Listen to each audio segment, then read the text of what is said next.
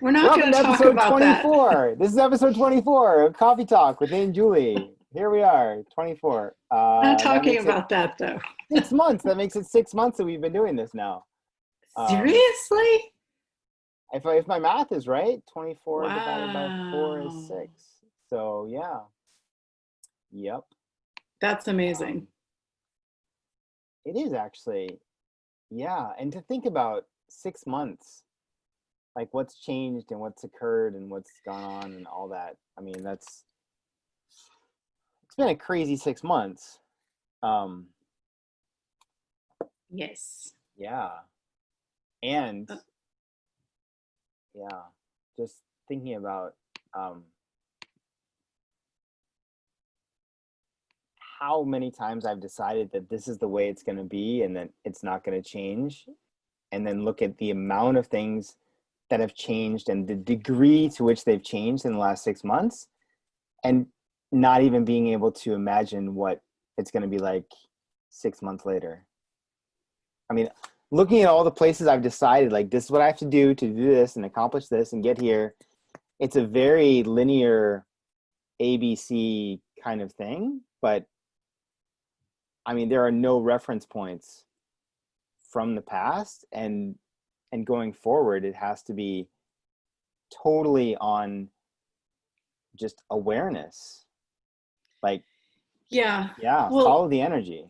I was having a conversation this morning with a friend, and she was just saying, like, when I look out into the future, like, I have no idea what I want to create. I have no idea. She's like, it's just blank. And I said, is that really true? Is it really blank? Or is there an energy there and you just can't put words to it yet, but you're aware of something? She's like, oh, yeah. Right. And that started to allow her to relax a little bit, because when we misidentify something that we cannot put words to with it's nothing, that creates this like stickiness in our world, and then it starts to feel heavy. But it's more now about what energies we're being, because the energy that we generate actually creates and actualizes stuff in the world. It's not so much about what we do. And most of our lives has been focused on, what are you going to do? What are you going to do? What are you going to do? But Yeah. it's really about be. What are you going to be? What are you being that you're not acknowledging? And allowing that to not be judged, so that what you're being can actualize Yeah. things. That's so weird. I somehow never thought about that before, but the question when you're a kid is like, what do you want to be when you grow up? And it's actually not the question of what do you want to be, it's what do you want to do? What do Exactly. you want to do when So you grow they, up? I want to be an accountant, I want to be a firefighter, I want to be a police officer. Like, and it's very little of the being. It's more of doing, job, occupation. Like, right.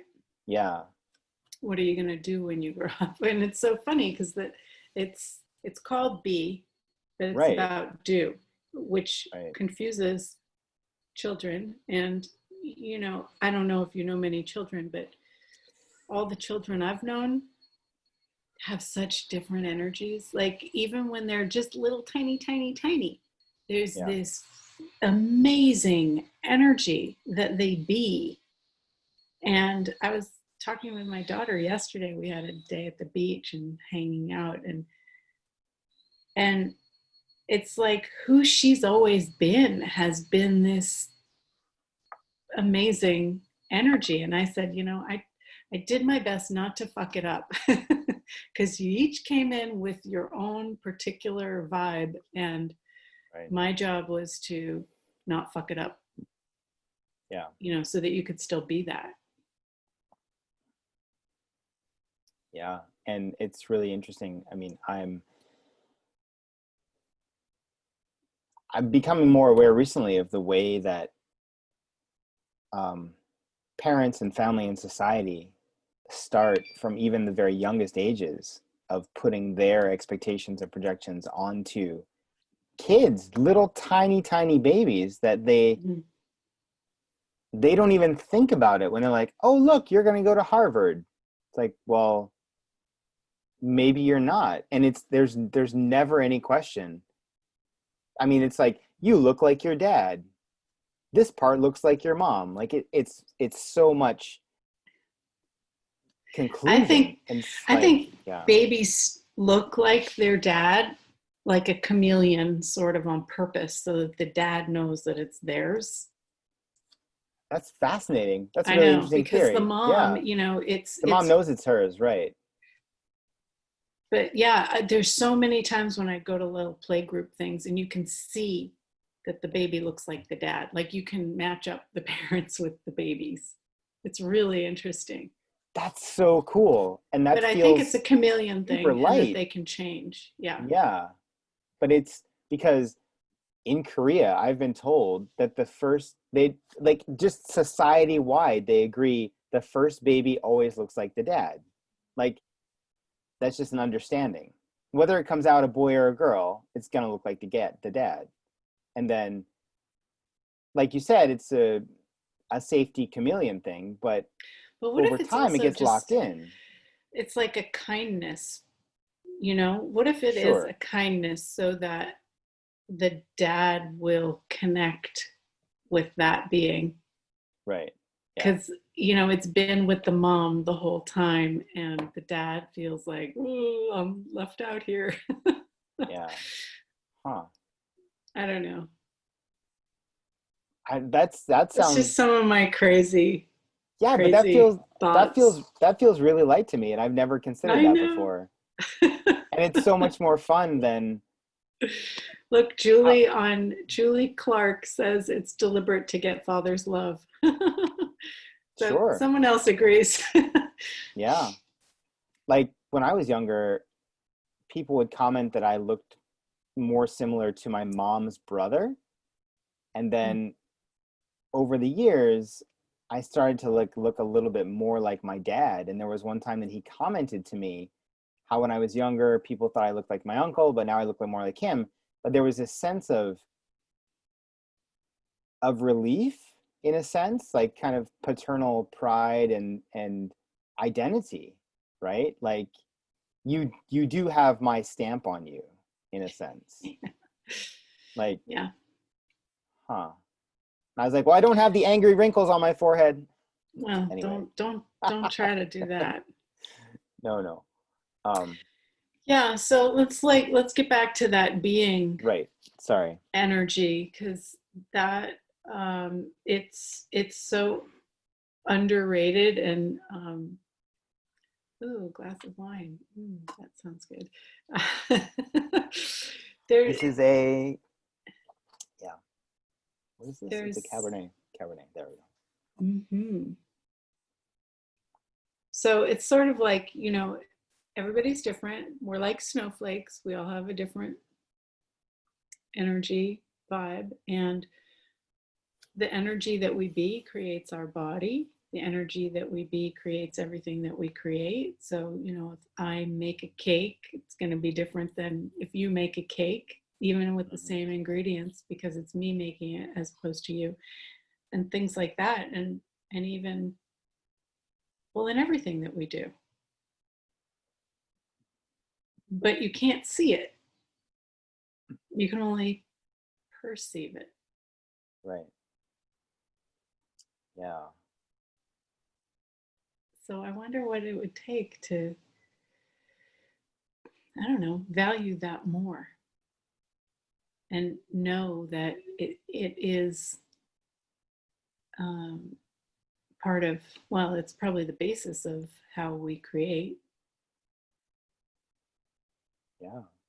I mean, and that's really funny that you talked about the cooking because some people follow the same recipe and then one person makes it amazing and the other person is it tastes like crap. And they always think like, oh, I did something wrong, I messed up the recipe, whatever, when it's simply, you know, what are you being with the creation of that dish or that food, right? Mm-hmm. Um, Huh, I've never thought about that before. And I notice that in the jewelry that I make, I can Sure. use the same beads as somebody else, but everybody says that my pieces, like, they have this amazing energy to them, and that, and I don't know, even paintings and stuff, and I'll look at certain things and they don't have an aliveness to them. They Yeah. don't have this alive sparkle, you know, Hmm. something. They're like dead, flat. Ugh. Yeah. And that's the And it's antithesis it of what I create. sure. And it's the same thing is like if you were to give the same materials with the same design plan, two people are going to come up with a totally different thing. And even if they were to follow exactly the same design plan, one of them would just be different than the other. Like a paint by numbers. No paint by numbers is ever the same, depending on who does it, right? So, Yep, hmm. it's cool. So, what do you do when you're being that's so different than other people? That's a really interesting question. And the first thing that comes to mind for me is about teaching English because I had a class tonight, and I mean I've been teaching English here for a really long time, Mm-hmm. and I never thought it was. I was never willing to acknowledge that it was the difference I was being in like the effect on the class, the material, the students, and I always thought like if everyone has the same material, they're going to do relatively the same job, and they're going to do, you know, it's um yeah. So I now think about that sometimes when I'm in class, like tonight, for example, Mm-hmm. um, and asking me like, what do I be that's different? Um, I would say specifically in these cases, it would be I'm well. I mean, it's kind of the same space as a facilitator. Like you be the space of non-judgment, and you be the space of like kind of whatever works for you is good for you, even if it doesn't work for everyone else. So there isn't a right or wrong answer. There isn't, you know, a correct way to be. It's simply here's the question, and oh look, everyone has a different answer. And guess what? They're all right answers. Yay, congratulations. You know, it's a very um I think it's a very weird space for most people to be in because a lot of times everyone's looking for it's a competition in like against other people who's more Mm-hmm. right or who's more wrong, and then also who has the better answer and who can get more approval and who's going to get a better score. Like it's so Yeah. competitive and comparative, and it's just all based on who's right, you know. Mm-hmm. Yeah. So, when you're being that, yeah, and how often have you been made wrong for being that Yeah, because it's different and it's not normal, it doesn't fit in, and it makes people feel like a little bit spacey, dizzy. sure. And You're then when like, people say like, oh well, who's the best student in your class, like, well, I mean, in by what metric? They're all equally terrible and they're all equally good depending on who, like, it's just such a weird question to be like who's somebody's being the best. Torgan saying holding the Oh, there you space go. for others, the phrase she likes. It's interesting. I I've always liked being space for others. Yeah. Holding space doesn't make any sense to me. How do you hold space? It's like, doesn't it slip through your fingers? But when you're being spacious, instead of like trying to force a point of view or force something to happen, that's a very different energy. It's also weird for people who've never been in that space because they're looking for something to try and like pin Mm-hmm. down, Mm-hmm. and they're looking Mm-hmm. for something like they're looking for a solidity, right? Mm-hmm. But you don't have that solidity. And so they're just kind of swimming in the middle of nothing. And they're like, you're weird. What's wrong with you? Why But can't you answer? it feels so good. Like, you didn't It's tell me I was right, but I kind true. of liked it anyway. Yeah. Um, Yeah. It's interesting. Like you don't really realize how different it is because it's just you when you're being, and you don't think it's yeah. any different. And I have a guy that does my highlights, and I have a guy that cuts my hair. Two different people. And I was sitting in the I have chair. neither one of those guys. Okay, whatever. I was sitting in the chair of the hair cutting guy more than a year ago because of COVID.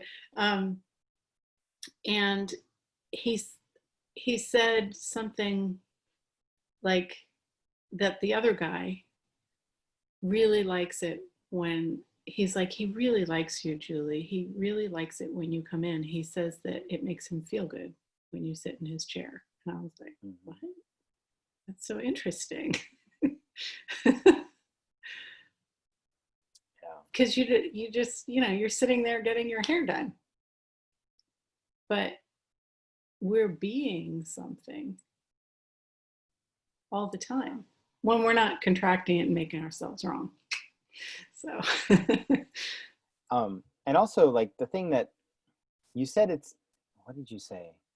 It's kind of hard to see it. Kind of, you have to be aware of it. But the other thing is acknowledging it. Like, I think yeah, acknowledging it is very important. I'm going to use that word, yeah, because when you acknowledge it, that leads to more and greater. It leads to receiving. Like, you have to acknowledge, and you can't discount what you have been or what you be for people, and like, kind of, absolutely. in a sense, own it and say, yeah, I be that, and I am that space for people, and I am, like, yeah, you have to acknowledge that that's what you are. And so receiving that from other people is a great step, because how many times has someone said to you, like, oh wow, you're really amazing at this, and you have to, like, pause and receive it, and then you have to acknowledge it for yourself, like, yeah. Mm-hmm. Yeah, it's cool. Like if you're doing something alone, you know how they say that, like, if you're in the woods and there's like a big tree going across the path, you could lift it, but if there were other people there, you couldn't. Mm-hmm. Because whatever. It's sometimes easier to acknowledge these things for you, by you, when you're alone than it is to have other people Right. acknowledge, you know. um, so the receiving, like receiving judgment, positive and negative, and then receiving actual acknowledgement, all of it is part of a Yeah. muscle, I guess, of learning to receive. And that's, like, you really have to be able to step into that receiving judgment, um, and like you said, positive and negative judgment, because how much easier is it to receive positive judgment I without don't know, even, some people can't, you know well, for me it some depends people on the can't. level of positive judgment. Like, You are the yeah, best body worker ever.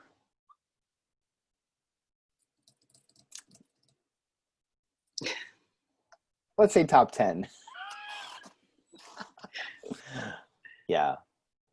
But And like I think also, when you look at like your ability to work with bodies, yeah, and you lower your barriers and you actually get the magic and the miracles that you can create when people are willing to receive it and when you're willing to be it, like that can bring yeah, you to tears.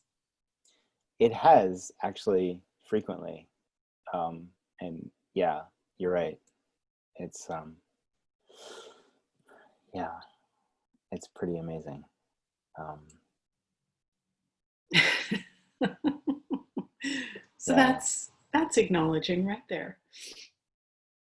It's funny, Yeah. when I was recording my audiobook last month, I had to go back in and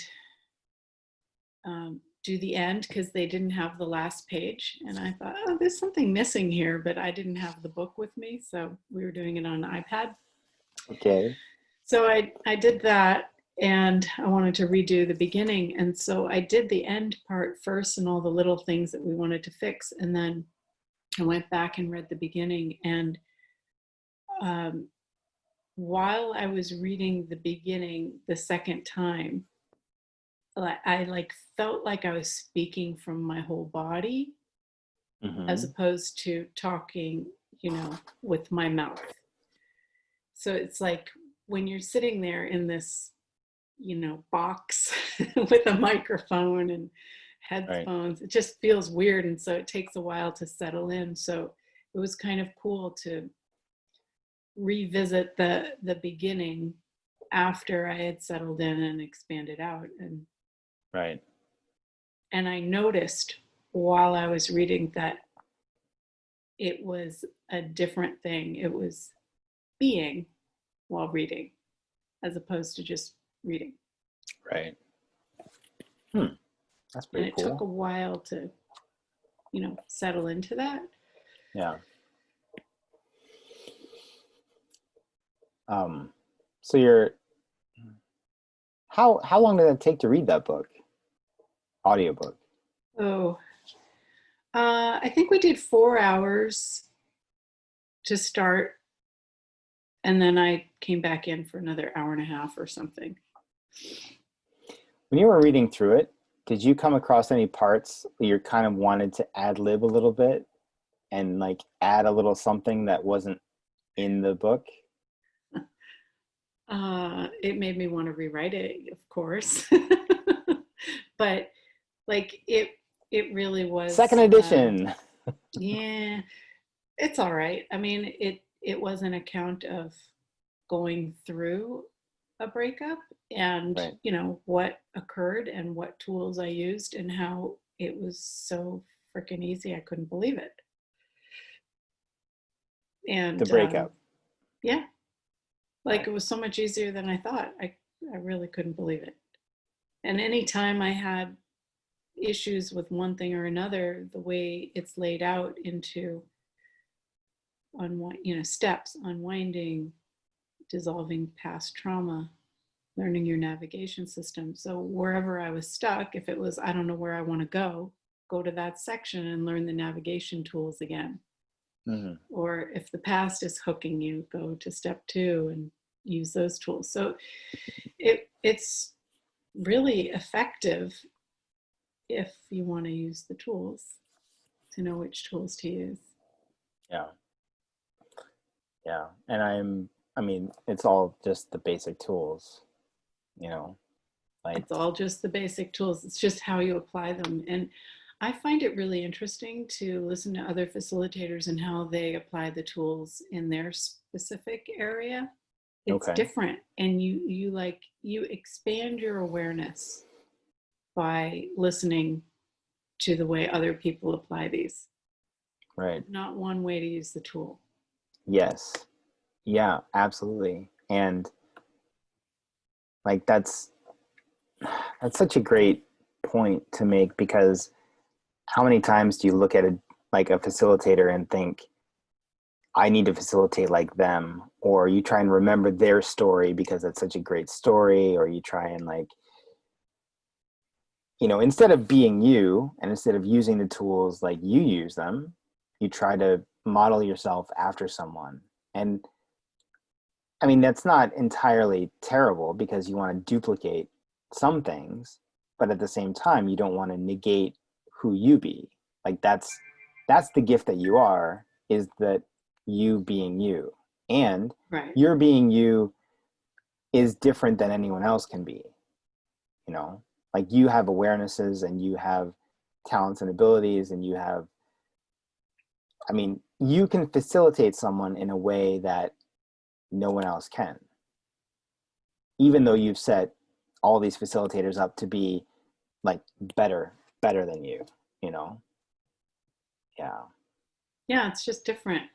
I think it's been really awesome to watch more and more facilitators step up Mm-hmm. and listen to, how or what they be different Yeah.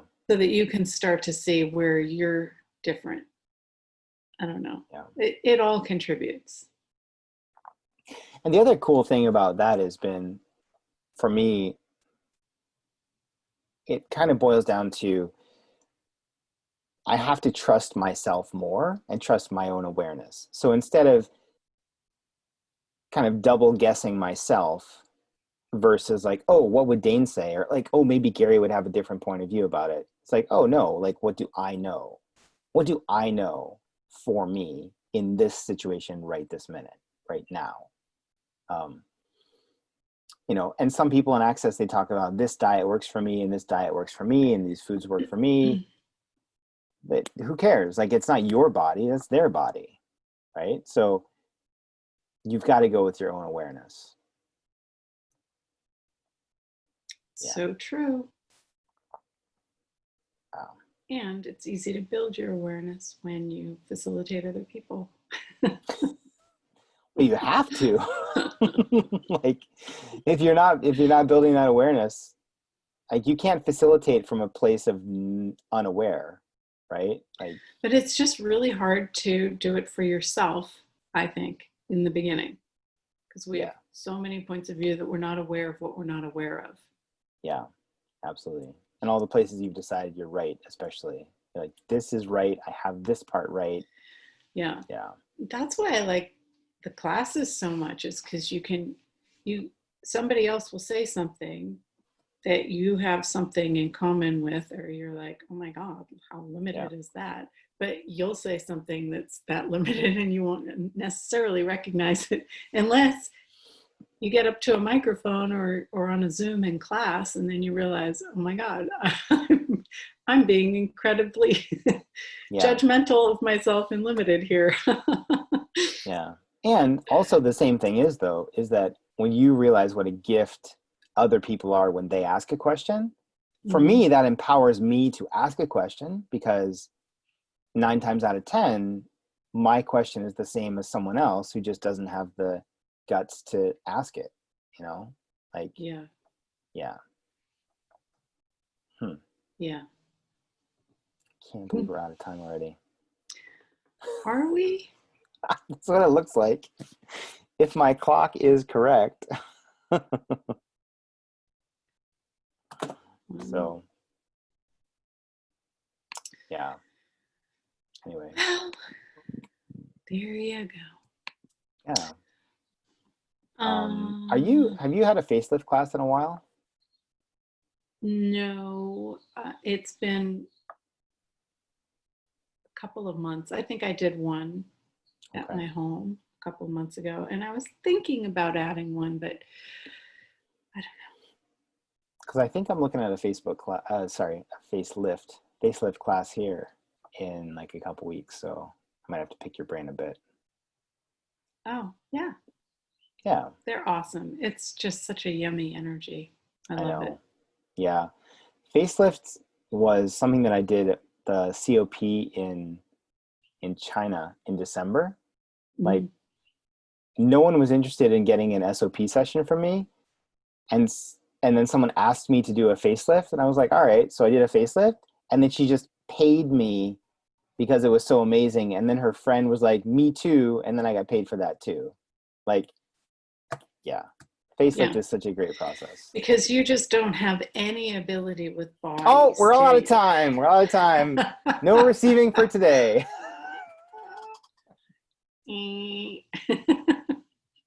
Do I have like a red? I gotta put like a red button up here, and you can just like push it. That would be fun. Yeah. Alrighty. Well, it was nice to chat with you again. Yeah, good to see you.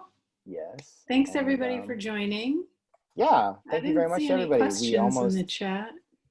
Yeah, and we just were going off for a bit there, but we had quite a few people. We had Helena said hi. Helena, thanks for joining us. Hi, Helena. Torgan, And Yeah. yeah, Julie, look like your niece. Yes. Wow, that's, I really got to keep up on the comments a little bit more. I should have those up on the screen here. Anyway, well, Awesome. we'll see you soon. Thank you very much. Okay. Bye. Bye.